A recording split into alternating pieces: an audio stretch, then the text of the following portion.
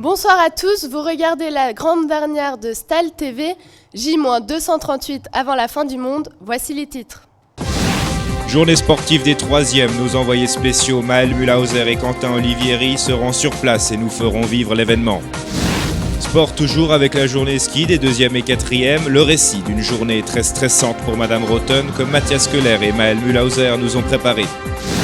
Olivier Glaus est notre invité, il abordera la JDF qui est bien lancée et dévoilera en exclusivité son nouveau concept. Zen maintenant, nous avons suivi un cours de tai chi donné par Monsieur Arnold qui a eu lieu tôt le matin, image exclusive. Et l'Eco-Group nous offrira un épisode supplémentaire des aventures de l'Eco-Team en fin d'émission, sensation forte garantie.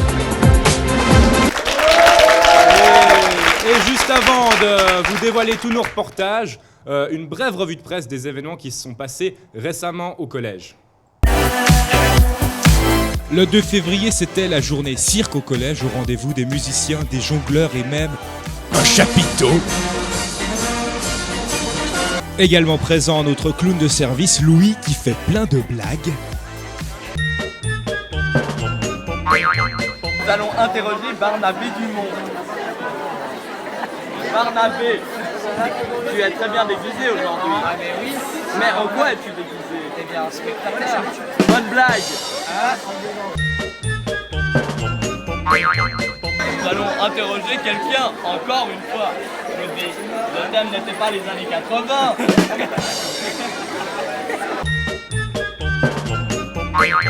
Bonjour, tu as l'air d'être très à l'aise avec tes boules en tout cas. Écoutez, je les connais depuis maintenant 17 ans, donc c'est comme si j'avais grandi avec.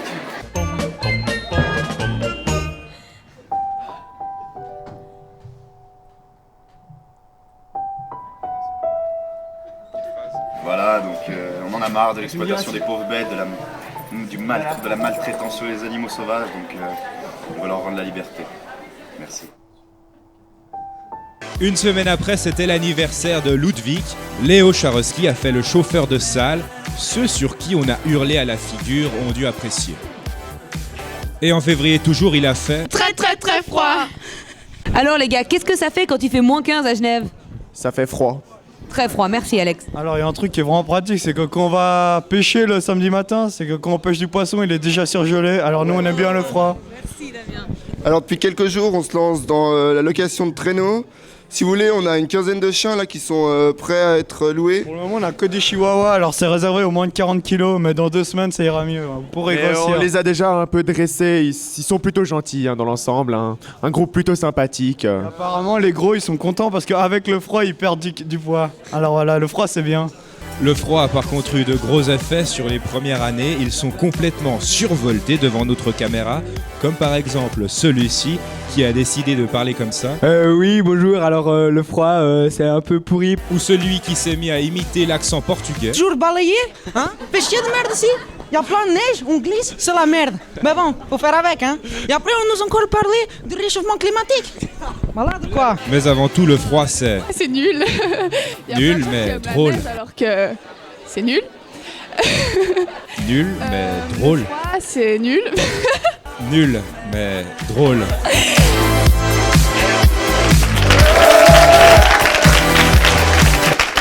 Grand chapitre sportif de l'émission La journée sportive. Sur place, nos envoyés spéciaux Maël Mühlhauser et Quentin Olivieri. Alors bonsoir amis sportifs, je me trouve actuellement devant les salles de gym du collège Madame de Stel où les profs de sport attendent les élèves de 3e année impatiemment pour commencer cette journée sportive. Les images les plus athlétiques et les plus drôles, c'est bien sûr sur Stel Télévision. Venez avec moi.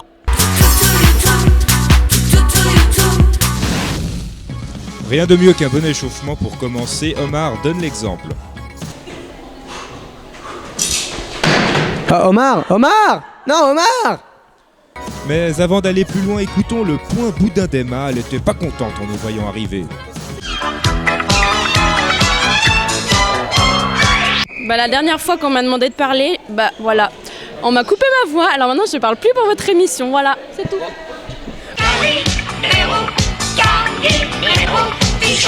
Était présent un incruste? Non, baisse-toi. Un bilingue? It's really cool to be here because everybody's just playing just great. None of the outfits and stuff. It's really good. Yeah, amazing. Un dictionnaire. Oh, 9 heures de parcours. Un melon. La victoire pour moi, la défaite pour les autres. Un prof de sport qui parle comme un commentateur sportif. Eh bien, ce début de journée sportive se passe très très bien. Nous avons eu très peu de forfaits, quelques élèves qui sont restés endormis. Ils auront évidemment de grandes sanctions sur leur note d'éducation physique.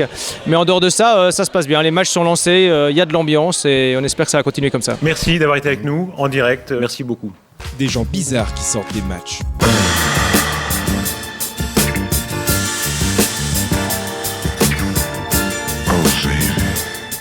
Et la phrase la plus claire du jour.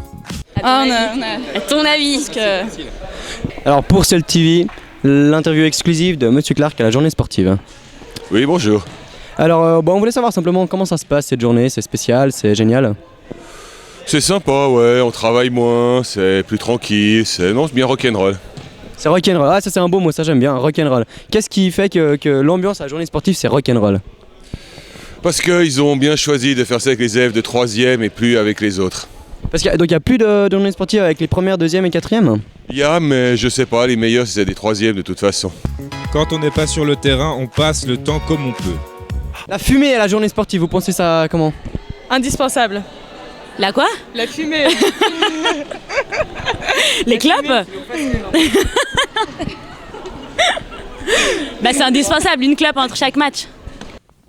Un peu plus tard. Voici donc les deux individus qui fument. Voilà, donc on vous avait déjà posé la question, vous vous sentez fier de fumer pendant la journée sportive? Bah j'aime pas le sport donc ouais, m'en fous. Bon alors le but c'est avec le chronomètre de faire le plus petit temps possible, le plus petit écart en appuyant 2 fois sur arrêt et marche. J'ai fait 6 centièmes. 10e. C'est bien hein? Non, c'est des centièmes. Millième. Non, c'est des centièmes. Millième, centième ou dixième, un cours de maths s'impose. Bonjour, je m'appelle Martiri Saltava, j'enseigne au collège de Stel et Télestel m'a demandé de vous expliquer les puissances de 10. Donc vous rappelez comment ça marche. Alors, la question était si c'était 6 décisecondes ou 6 centisecondes ou bien je crois même 6 millisecondes. Alors que le vainqueur prétendait qu'il avait réussi à faire cette mesure, c'est-à-dire 6 fois 10 moins 2 secondes, tandis que ça aurait fait 10 moins 3. Ça paraît trop petit pour un être humain. Et ça, c'est tout à fait possible, mais ce n'est pas quelqu'un qui essaye beaucoup de fois et qui le fait lentement. Si vous essayez, tout à l'heure on a fait l'expérience et on a trouvé entre 1 fois 10 moins 1 seconde et 2 fois 10 moins 1 seconde. Alors il se peut de 1 et 2 décisecondes. Il se peut bien que quelqu'un ait réussi après moult essais de réussir à trouver 6 centisecondes, ce qui est un temps de réaction très rapide. Pour l'instant, il y a des très beaux matchs, notamment contre vous, c'était très serré, mais j'estime qu'on n'aurait pas dû perdre, mais c'est pas grave, on est bonne perdante. Donc voilà, pour information, on a gagné. Voilà.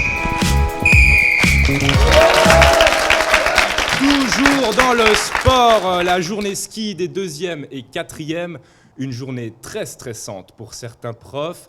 Heureusement, pas de mort. On salue quand même Estelle qui nous regarde. Coucou Estelle, et on espère que sa prothèse se porte bien. C'est bon, ça tourne. Ah Mathieu, Simone. C'est après 1 heure de quart que les élèves de 2e et 4e année arrivent enfin dans l'immense station de Pradly-Semant. Du soleil, de la neige, de la bonne humeur, du stress, une organisation d'Ostelienne illustre cette journée forte en émotions. L'organisation, ça a été compliqué? Très compliqué, nous on n'a rien fait, on a tout délégué à Pierrick, il a fait du boulot d'enfer, super. Merci Pierrick. 3 heures pour mettre les chaussures et 3 heures pour avoir la bosse, c'est sympa. C'est un scandale. Parce que là on stresse. Bon du coup je vais aller les revendre. C'est le petit nid de la petite brosse, la grosse brosse du pommier du jardin de la maison de ma tante. C'est le petit nid de la petite brosse, la grosse brosse du pommier du jardin de la maison de ma tante. La maison de ma tante. Alors toi, t'as l'air d'être vraiment au taquet là pour cette journée. La combi et tout. Ouais, la combi, ça c'est sûr, ça. Ça c'est obligatoire, ça. Faut faire comme dans les bronzés avec la musique et tout, quoi. On est prêt là, on va skier et tout, ça va être nickel. Ça va passer une bonne journée, il fait beau, il y a du soleil. Il y a pas trop de gens sur les pistes à première vue, ça va être sympa, quoi. Merci.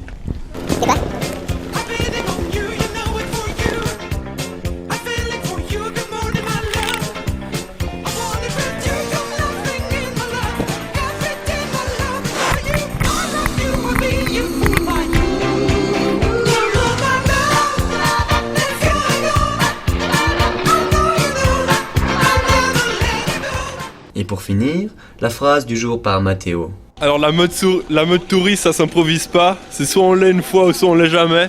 Je le suis et j'en suis fier. Olivier Glaus est l'invité de l'émission. Jérémy l'a rencontré. Il avait des choses à dire sur la JDF avec des scoops au rendez-vous.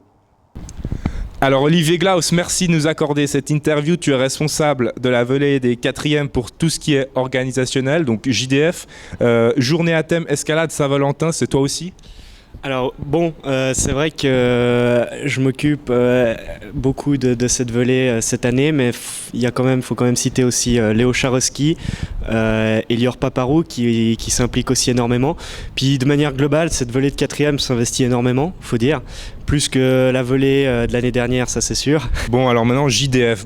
JDF, c'est un grand mot, journée des fous, ça dure plus vraiment toute la journée, ça dure plus l'après-midi. Tu vas peut-être nous expliquer pourquoi.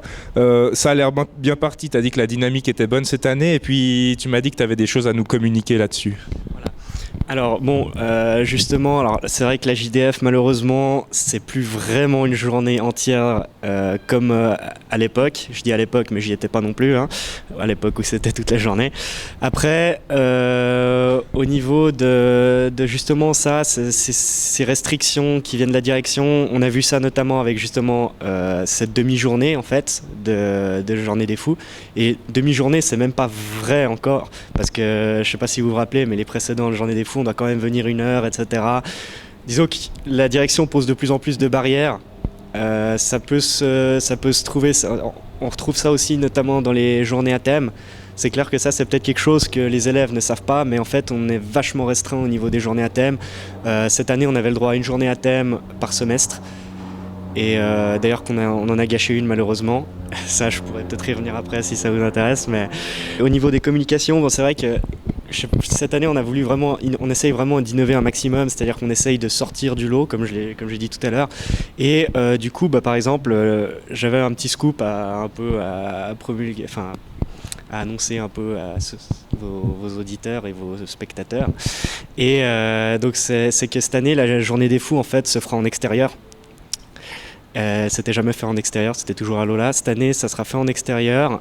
L'endroit sera au collège, évidemment, mais sera caché pour éviter que justement ça se sache avant qu'on vienne vous chercher. Et donc le jour où ça sera fait, ou enfin la demi-journée où ça sera fait, il y aura quelqu'un avec un mégaphone qui déclenchera l'alarme et qui attendra que tout le monde soit là pour ensuite se déplacer jusqu'à l'endroit en question. Voilà.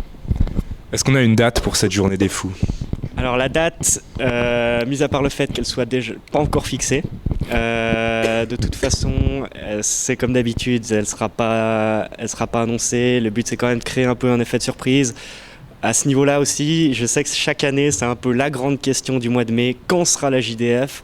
Quel jour tout le monde est là? Bon, alors il reste ça, ils font des probabilités, ils essayent de deviner quand est-ce que ça pourrait se produire. Là, à ce niveau-là, un petit conseil, c'est simplement, vous prenez pas trop la tête, quand ça sera là. Et puis, franchement, c'est plus rigolo de se faire surprendre pour la JDF que plutôt essayer de l'anticiper, parce que c'est vrai que quand c'est pas là, moi ça m'est arrivé de faire des prévisions et puis de tout d'un coup me planter, et puis du coup j'étais un peu dans la merde parce que j'étais pas allé en gym et tout ça, donc faites pas les mêmes erreurs. Bon, alors cette journée à thème ratée, tu nous as dit, explique-nous un peu plus. Notre but était en fait, comme la direction nous avait laissé entendre qu'elles avaient bien apprécié nos premières activités, notre but était d'essayer de jouer là-dessus pour avoir 2 journées à thème sur le semestre et donc d'en faire une assez rapidement pour qu'il y ait de la marge entre la première et la deuxième et que ça passe mieux. Après, malheureusement, disons que l'organisation en elle-même était ratée et c'est pour ça que ça pouvait juste pas donner une bonne journée à thème. Et en fait, c'est un peu une déception quand même parce qu'on a gâché notre joker parce que non seulement cette journée à thème n'a pas été le succès qu'on espérait et en plus, on nous a laissé entendre que la deuxième journée à thème, il y avait très peu de chances qu'elle se produise. Minute zen maintenant avec les cours de tai chi de Monsieur Arnold. On remercie celui qui s'est levé à 6h30 ce matin-là. Vas-y Kevin, envoie la sauce. Pour ce reportage, il faut prendre une voix toute calme, parler doucement. Il est 7h20 et voici à quoi ressemblent les cours de tai chi donnés par le prof le plus zen du collège, Monsieur Arnold, en exclusivité sur Stal TV. En fait, c'est quelque chose qui m'apporte tellement que j'ai très vite eu envie de le communiquer à d'autres personnes. Donc c'est vrai que j'aime faire ça pour moi, j'aime le faire avec d'autres personnes. Et j'aime bien le faire avec des élèves et leur montrer que ça peut apporter beaucoup de choses au niveau du souffle, de la concentration, du stress, enfin, de la gestion du stress. Mais pourquoi le tai chi et 7h20, c'est pas trop tôt? C'est dur, mais ça en vaut la peine. On se sent super bien après. Bah, faut pas penser à l'horaire du matin parce que souvent la plupart des personnes ne vont pas venir parce qu'on doit se lever très tôt déjà et sinon parce que ça fait du bien. C'est vraiment quelque chose que je fais par plaisir. Qu'apporte le tai chi? Ça m'aide aussi à moins réagir trop vite ou trop intensément, de rester plus calme. Oui, j'en suis persuadé. Ça... moins stressé peut-être. Enfin, je sais pas, ça apaise un peu. Un mot d'encouragement? Qu'ils viennent essayer, de sentir ce qui se passe et puis de voir si ça leur apporte quelque chose. Ils peuvent venir sans autre, n'importe quand et essayer. C'est pas difficile, on le fait ensemble, donc il n'y a pas vraiment de gestes compliqués et on apprend très vite. Donc vraiment, ils peuvent essayer, ils peuvent venir 1 fois, 2 fois, 3 fois.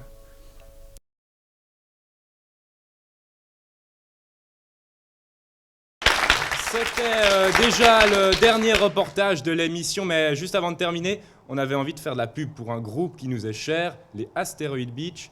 Kenelm, Flavio, Thomas et Louis vont enflammer la scène du Buttocks Festival qui aura lieu les 4, 5 et 11 mai prochains. Quant à nous, on se retrouve l'année prochaine. Merci de votre fidélité. Salut.